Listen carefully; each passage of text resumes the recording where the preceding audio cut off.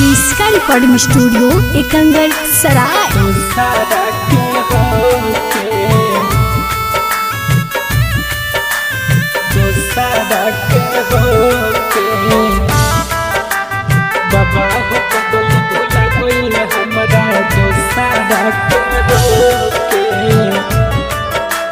Presented by Kriska films. इतना याद आवेल कि कटिला दिनवा रोके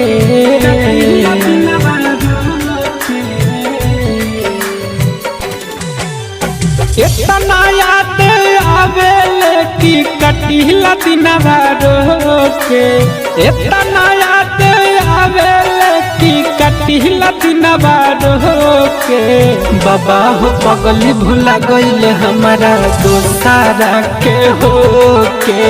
बाबा हो पगली भुला गईले हमारा दोसारा के होके। कौन करनवा हो गईली सपनवा पुछिला गुडरब धोके। बाबा हो पगली भुला गईले हमारा दोसारा के होके। बाबा हो पगली भुला गईले हमारा दोसारा के होके। दोसारा के होके। दोसारा के होके।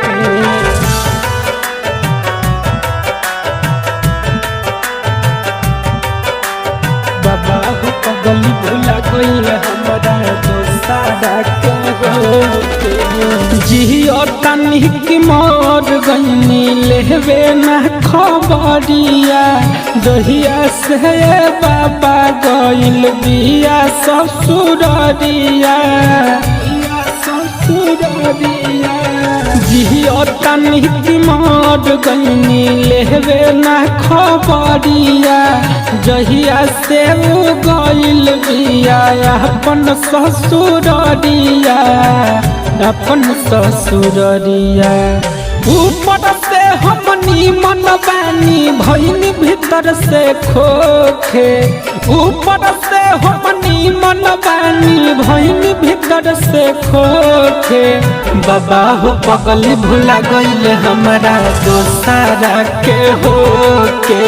बाबा हो पगली भुला गईले हमारा दोसारा के होके। दोसारा के होके। दोसारा के होके। बाबा हो पगली भुला गईले हमारा दोसारा के होके। इसका रिकॉर्डिंग स्टूडियो एकंगर सराय।